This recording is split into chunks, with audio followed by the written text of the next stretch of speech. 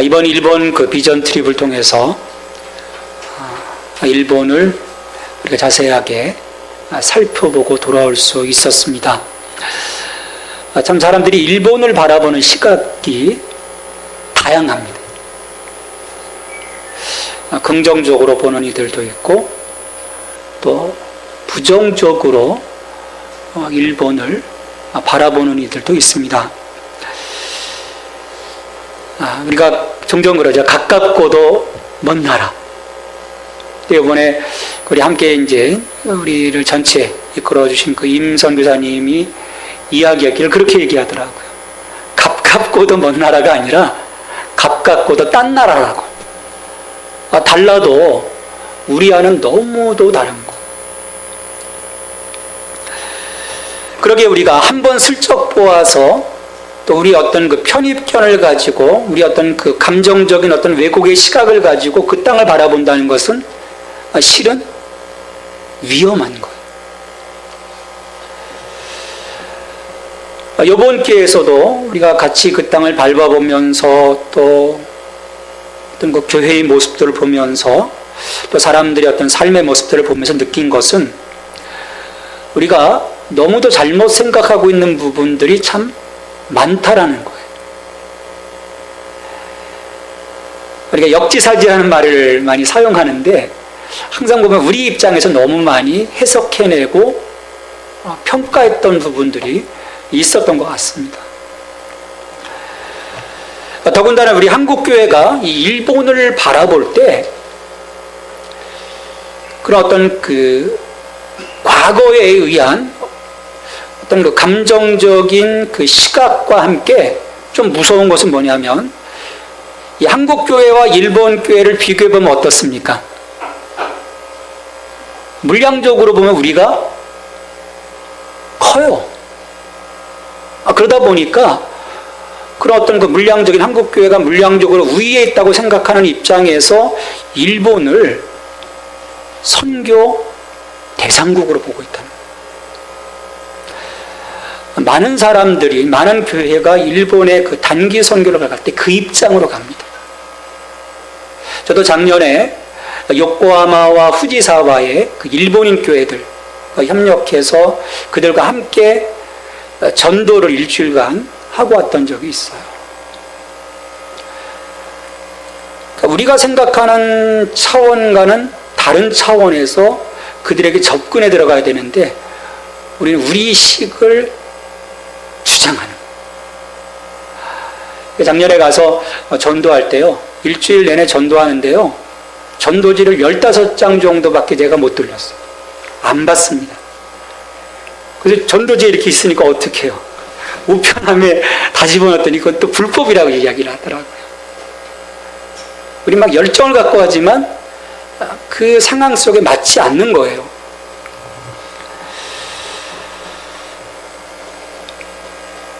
이번 그 우리 임성 교사님 그런 말씀을 하시더라고요. 일본은 선교 대상국이 아니다.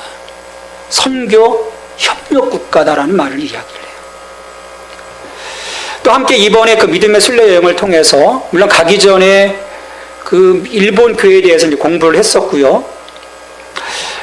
또 그곳에 가서 일본 교회가 어떻게 세워졌고 19세기 말부터 시작해서 그 전쟁 시기, 태평양 전쟁 시기를 거치면서 어떻게 이 일본 교회들이 교회를 지켜왔는지를 보면서 많은 것들을 깨닫고 돌아왔어요. 우리가 이제 정말 다르게 접근해 들어가야 되겠다라는 생각을 가져요.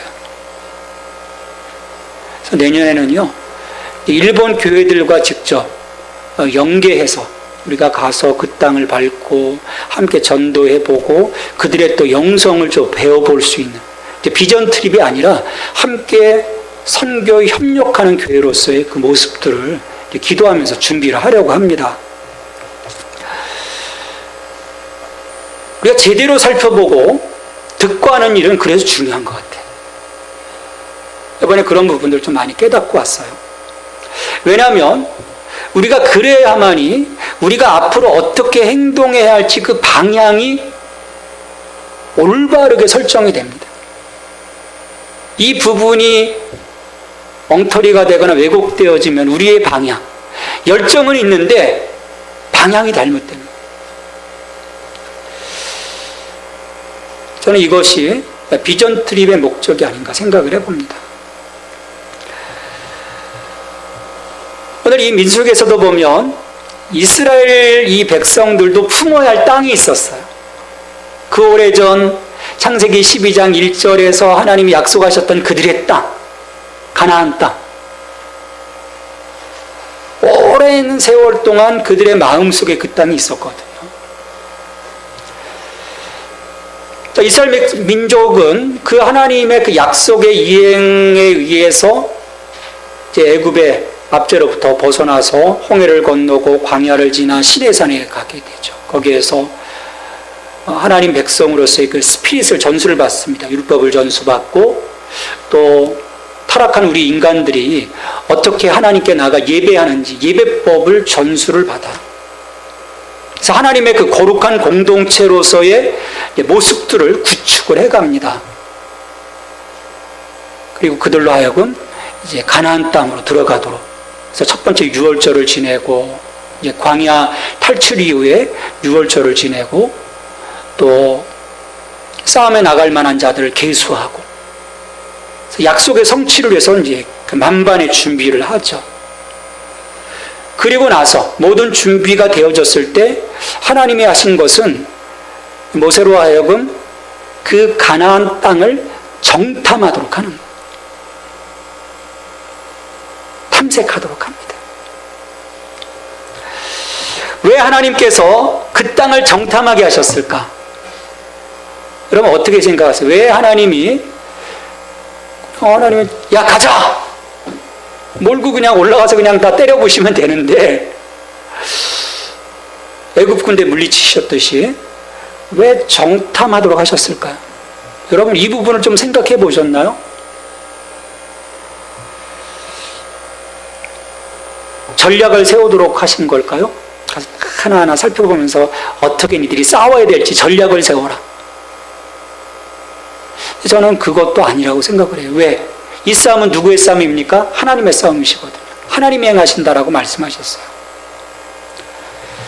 또 무작정 달려들었다가 실패할까봐 그러셨을까? 그들을 또 시험해보기 위해서였을까? 우리가 물론 가데스 바네아에서의 하나님의 어떤 시험이라고 하는 부분도 있겠지만 사실은 또 그건 또 전부가 아니에요. 단순히 시험하고자 보내신 건 아니에요. 저는 이번 일본 비전 트립을 다녀오면서 이 부분을 생각해볼 때, 이것도 이들의 비전 트립이겠다라는 생각을 해요. 먼저 그 땅을 정탐하게 하고, 그 땅을 보게 하고, 그 땅을 통해서 하나님이 일하실 것들에 대한 비전을 갖도록 하는 거예요. 저는 그런 그 비전 트립의 목적이 있지 않았나라고 생각을 해봅니다. 하나님은 이 정탐의 과정에서 모세로 하여금 각 지파 가운데에서 그 지휘관들 12명을 뽑아서 파송하도록 하셨어요. 리더들이 선출이 된 겁니다.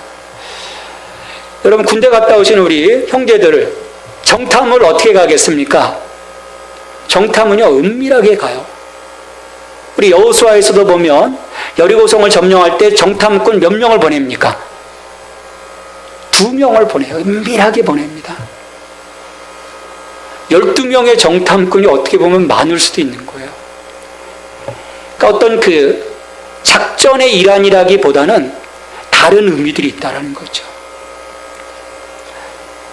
그것도 민첩하고 패기 넘치는 그런 젊은이들이 아니라 그 20대 초반 중반의 젊은이들이 아니라 지금 지휘관급이에요. 지휘관급이면 몇 살 정도 됐을 것 같습니까? 우리 갈렙의 예를 들어보면 여호수아 때 그 헤브론 산지를 점령할 그 시기에 갈렙의 나이가 몇 살이었습니까? 그래서 우리가 성경 공부를 열심히 해야 되는 거예요. 80세였어요. 80세였으면 이때 정탐할 때의 나이가 몇 살이었을까? 우리 산수하면 금방 나옵니다. 몇 살? 42살 정도 되는 거예요. 왜? 시내산에서 그 홍해를 건너고 광야를 지나서 시내산에서 보내는 정도가 거의 한 2년 정도가 됩니다.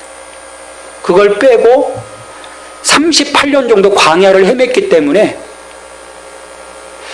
한 그 정도, 한 40세 정도가 되지 않았을까. 물론 이제 가나안 땅에 들어가서 또 몇 년의 어떤 그 정복 전쟁이 있었기 때문에 그 시간들을 치면 한 40이나 그 30세 후반 정도가 됐을 거예요. 그때 그 당시 나이면요, 굉장히 많은 나이인 거죠. 왜 이런 자들을 보냈을까? 왜 중견 그룹들, 리더들을 보냈을까? 단순히 전략적으로 보고 오는 정탐꾼이 아니라 백성들을 중간에서 이끌어갈 이 책임자들을 보낸 거예요. 그러기에 그들은 단순한 어떤 정탐이 아니라 가서 뭘 그려오는 것입니까? 비전을 그려오는 거예요. 아, 이 땅이 너무 좋고요, 어떻고요, 그것을 보는 것이 아니에요. 이 땅을 통해서 이스라엘 백성들에게 보여주실 그 하나님의 비전을 그려오라는 거예요.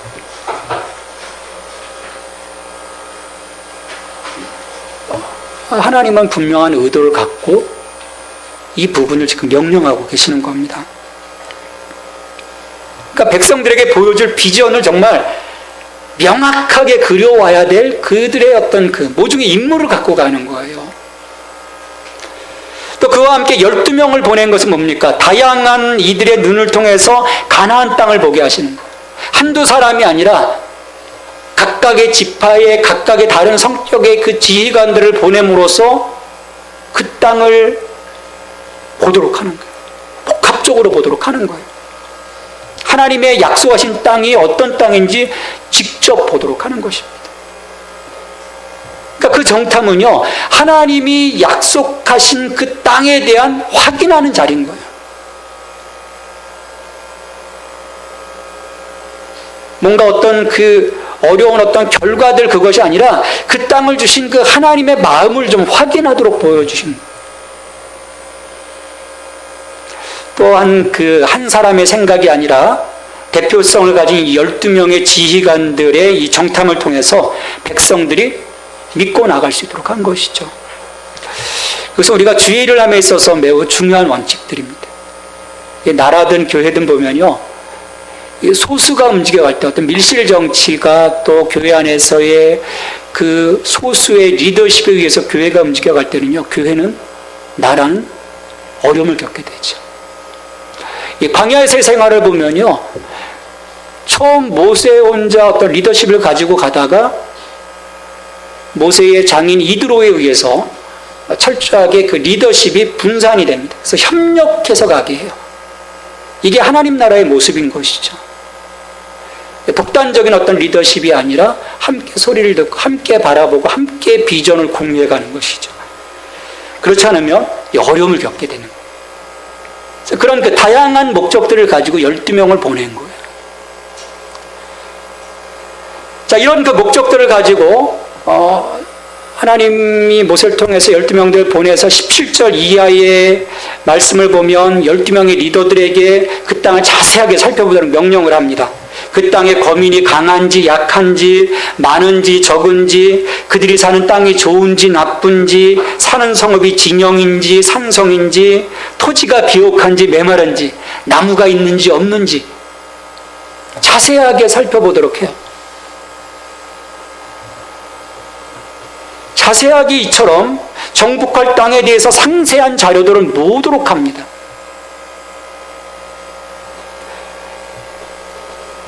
여러분, 이 자료를 왜 모으겠어요? 여러분, 어떤 그 계획을 할 때 리서치를 합니다. 전체. 보통 사람들이 이런 그 리서치를 하는 그 이유들은 뭘까요? 리서치를 하는 그 목적. 우리가 이것을 실행할까 말까를 위해서 사실은 리서치를 해요. 대부분은. 근데 이 가데스 바네아에서의 정탐은요, 이것을 갈까 말까 결정하기 위해서 정탐하는 일이 아니었습니다.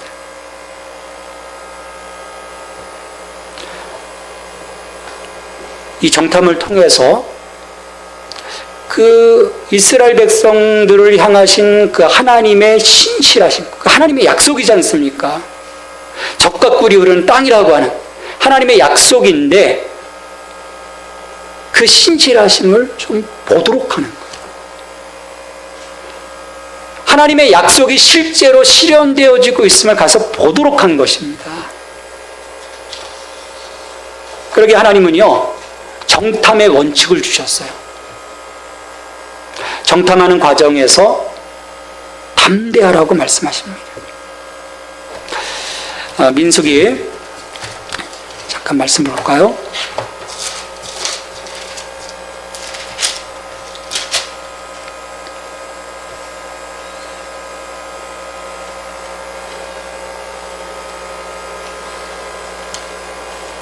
이 10절에 보면 토지가 비옥한지 메마른지 나무가 있는지 없는지를 탐지하라. 담대하라. 탐지하는 과정 속에서 담대하라고 말씀하세요. 담대하라. 왜 담대하라고 말씀하셨을까요? 왜 담대하라고 말씀하셨을까요? 정탐하는 과정 속에서 드러나는 좋은 요소들도 있었겠지만 어떤 부분들이 있었을까요? 우리 뭔가 계획하기에 앞서서 그런 리서치들을 할 때 장애물들이 나오게 돼 있어요. 장애물이 나오게 됩니다. 극복해야 될 문제들이 펼쳐지게 돼 있어요. 그것들에 대해서 담대하라. 그것들 때문에 하나님에 대한 우리 자신의 신실함에 그 어떤 경우에도 금이 가지 않도록 주의하라는 것입니다. 믿음 안에서 담대하라는 거예요. 왜냐하면 하나님의 약속이 분명하지만 그것을 이루어가는 과정 속에서 어려움이 닥칠 수도 있기 때문이에요. 여러분, 약속의 성취는요, 소위 이 식은 죽 먹기가 아닙니다. 우리가 신앙생활하면서 착각하는 것 가운데 가장 무서운 거예요. 우리는 모든 것이 하나님의 그 복주심이, 하나님의 축복하심이 그냥 거저되어지는 것처럼 이야기를 합니다. 그래서요, 그렇게 안 되면요, 쉽게 안 되면요, 어려워지면요, 삐져요, 떠납니다. 하나님을 불신해요. 그게 우리들의 모습이라는 거예요. 근데 하나님은 그 실상을 바라보면서 그 속에서 어떤 장애물, 어려움, 극복하기 힘든 그 모습들을 바라보는 것이 아니라 이것들 장애물 넘어 하나님의 그 약속하심, 하나님의 신실하심을 볼 수 있도록 마음에 담대함을 가지라는 거예요. 그러니까 어려움에 너무 사로잡히지 말라는 그런 말씀이죠. 우리가 종종 그런 경우도 참 많아요. 말씀을 주셨음에도 불구하고 어려움에 그냥 꽂혀버리는 거예요. 그러면 배는 게 없습니다. 또 그와 함께 그 땅에 증거물을 갖고 오게 하셨습니다.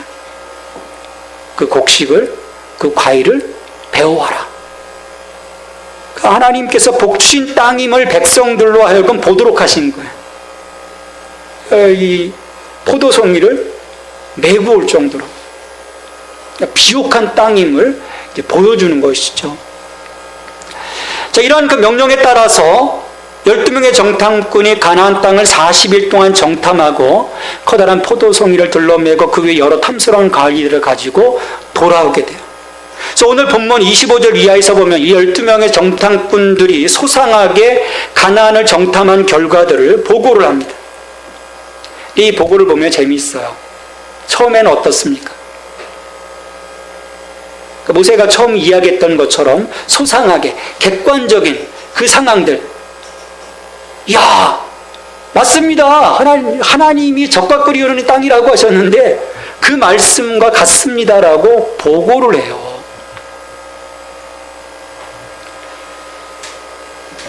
사람들이 그 말을 듣고 얼마나 감동했겠습니까? 당신이 우리를 보낸 땅에 간즉 과연 그 땅에 적과 꿀이 흐르는데 이것은 그 땅의 과일입니다라고 포도송이와 탐스러운 과일들을 보여줬을 때 백성들은 환호했을 거예요.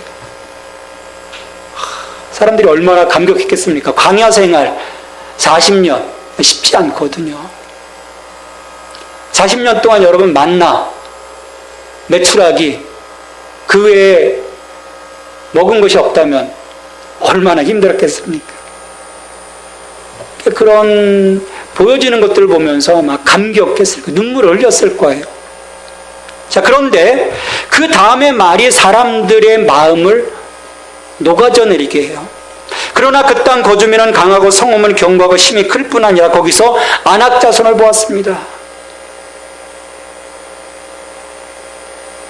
그들은 네피림의 후손 같습니다. 여러분, 이게 뭐겠습니까? 싸워봤자 이길 수 없다는 것, 그것을 지금 이야기하고 있는 거예요.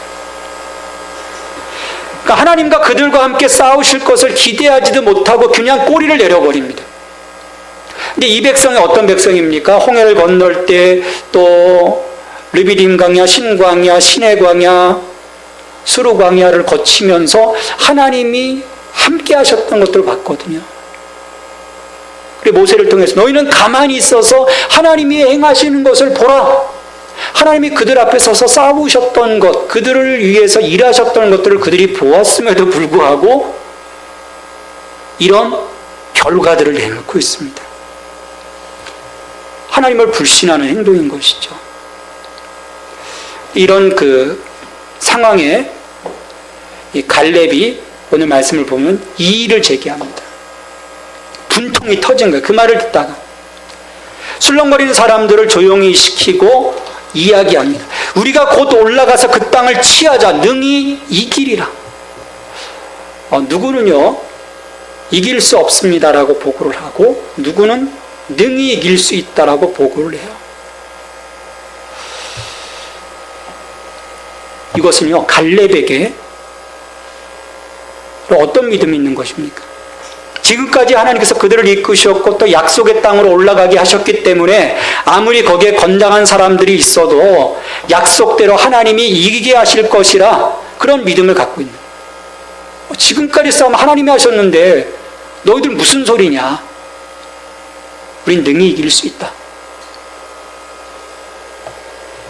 근데 갈렙과 여호수아를 제외한 나머지 정탐꾼들은 능히 올라가서 그 백성을 치지 못하리라 말씀을 합니다. 여러분, 무엇을 보느냐가 그래서 중요해요. 어떤 패러다임으로 바라보느냐가 그래서 중요합니다. 이 같이 어떤 일들을 하다 보면요, 딱 분명히 나뉘어져요. 좀 뭔가 쉬운 일을 주었을 때는 전혀 그런 일들이 없어요. 뭔가 좀 힘을 들여야 되고 좀 희생해야 될 그런 일들이 주어지면요, 탁 나옵니다. 그거 안 돼요. 많은 사람들이 안 돼요라고 얘기를 해요. 돼요라고 하는 사람들이 많지 않습니다. 갈렙과 여호수아는 분명히 하나님께서 행하신 그 약속의 눈을 통해서 믿음의 눈으로 가나안 땅을 지금 바라본 거예요. 저건 하나님께서 우리에게 붙여주신 땅이다. 나머지 정탐꾼들은 이 약속이 아닌 두려움과 자신의 판단의 시각으로 지금 이 상황들을 바라보는 거예요. 여러분, 우리가요 할 수 있는 것이 사실 많지가 않습니다. 예수님께서도 분명히 말씀하셨습니다. 너희가 나를 떠나서는 아무것도 할 수 없다. 우리가 자랑하지 말아야 합니다. 할 수 있는 것이 없어요. 그리스도와 연합 속에서 내게 능력 주시는 자 안에서 내가 모든 것을 할 수 있는 것이지, 그리스도를 떠나서는 개밥의 도토리입니다. 아무것도 할 수 없어요. 무가치한 것이죠. 두려움은요 우리 사람들 집어삼킵니다. 걱정하고 두려워하다 보면요 우리 스스로 무너져 내리고 말아요.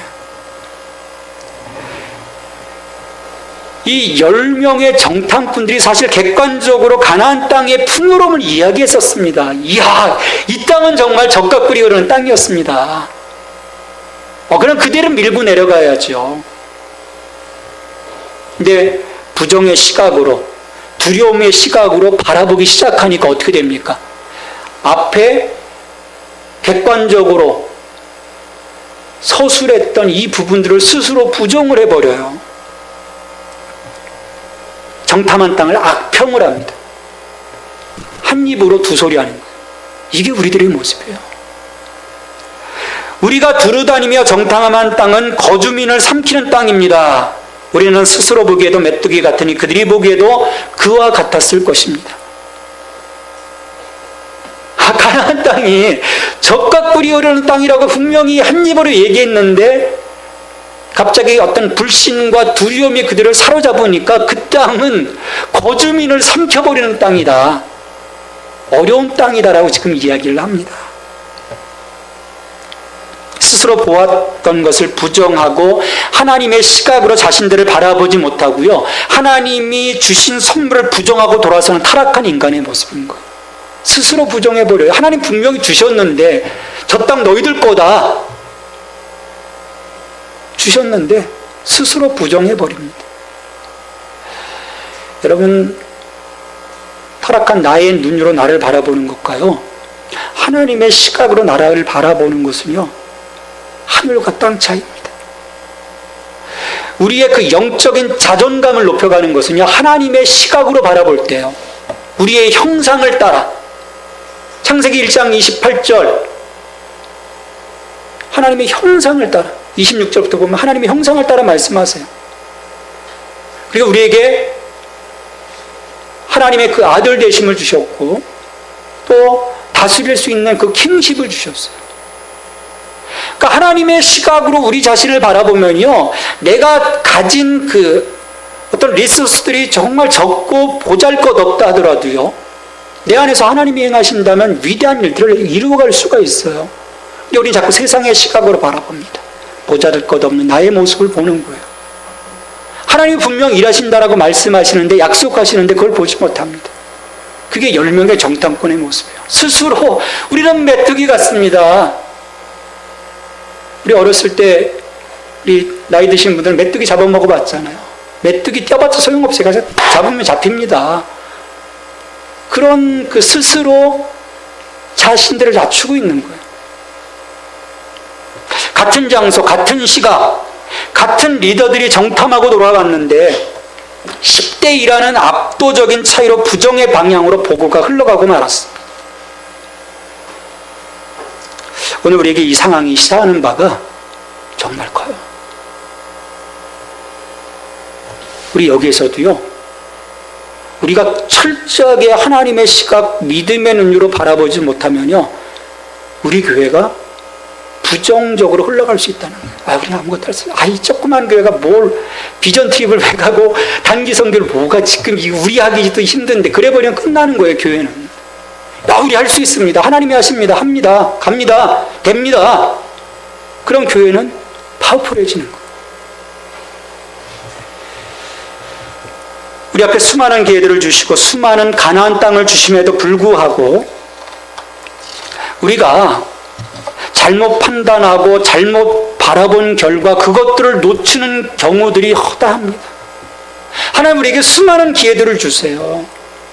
수많은 가나안 땅을 주십니다. 바라보는 시각의 차이 때문에 우리는 할 수 있다 말하거나 우리는 할 수 없다 말하게 되는 거예요. 근데 많은 사람들이 우리는 할 수 없다라고 흘러가게 돼요. 근데 이렇게 할 수 없다고 말하는 순간 우리는 하나님을 신뢰하기를 거부하게 될 것입니다. 내가 할 수 없다고 하면서 어떻게 하나님을 신뢰하는 것입니까? 하나님을 신뢰하는 것이 아니에요. 이스라엘 백성들이 그런 거예요. 그 불신의 결과 이들은 호된 대가를 치르게 되죠. 하나님을 신뢰하지 못하니까요, 사람이 두려운 거예요. 세상이 두려운 거예요. 절망을 느끼는 거죠. 하나님을 신뢰하지 못하니까 안악자손들, 거대한 그 안악자손들, 다른 그 가나안 백성들을 이기려고 하니까 자기들은 초라해지는 거예요. 그러니까 절망을 느끼니까 우리는 할 수 없다라고 얘기를 하는 것입니다. 우리는 여기에서 이스라엘 백성들이 사람에게 집중하고 하나님을 향한 시선을 잃어버릴 때 무슨 일이 일어나는지를 보게 되는 것입니다. 우리의 시선을 잃어버리지 말아야 돼요.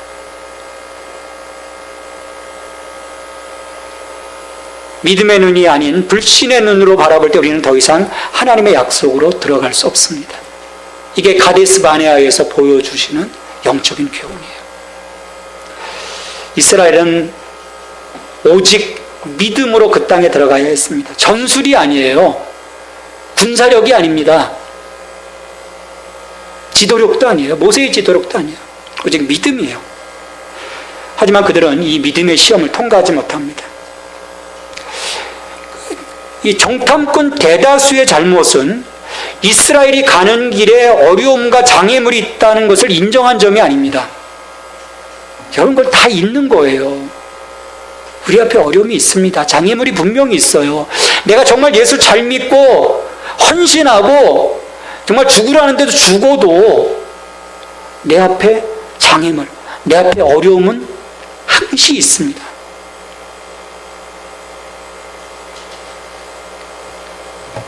근데 이들의 실패는요, 무엇보다도 그들이 하나님의 그 시각, 그 믿음의 시각에서 이런 난점들을 바라보지 못했다라는 거예요. 단순히 어려움으로 보고 우리가 극복할 수 없다라고 좌절했다는 데 문제가 있는 것입니다. 이것을 넘어서게 하시는 하나님의 원대하심을 우리가 보지 못했다는 거예요.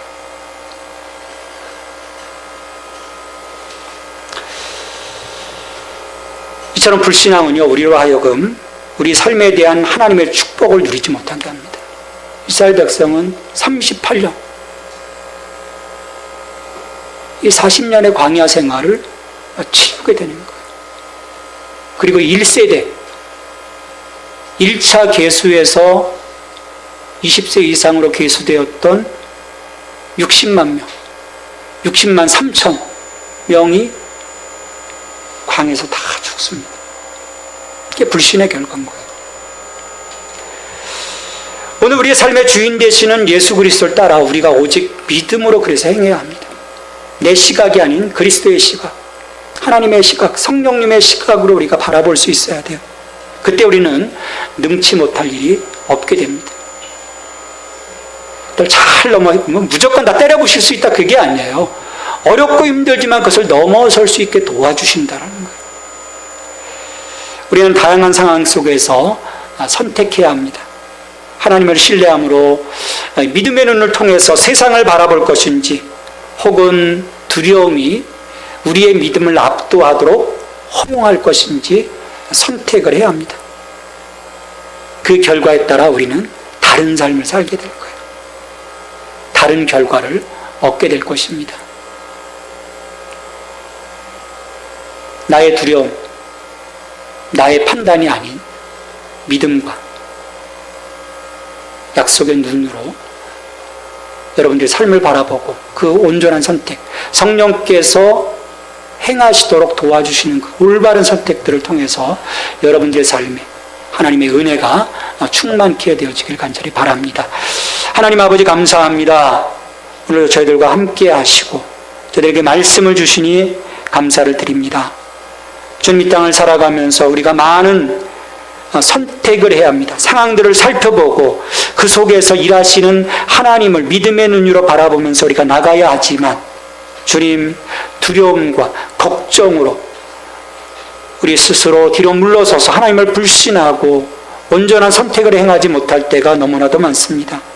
주님, 이와 같은 저희들의 연약함을 용서하여 주시고 오직 믿음의 눈으로 바라보게 하시고 하나님의 그 약속하심을 붙잡고 나갈 수 있는 주님, 그 신실함이 우리 가운데서 언제나 일어날 수 있도록 도와주시옵소서. 그 삶을 통해서 우리가 하나님의 그 약속을 성취해가는, 하나님의 은혜 속에서 늘 저희들의 삶이 굳건하게 세워져가는 하나님과 같은 복된 삶을 살아나갈 수 있도록 역사해 주시옵소서. 실패한 이스라엘의 모습이 아니라 갈렙과 여호수아의 모습처럼 우리들의 믿음이 회복되게 하시고 하나님의 그 마음의 시원함을 드릴 수 있는 저희들이 될 수 있도록 도와주시옵소서. 예수님의 이름으로 기도하옵나이다. 아멘.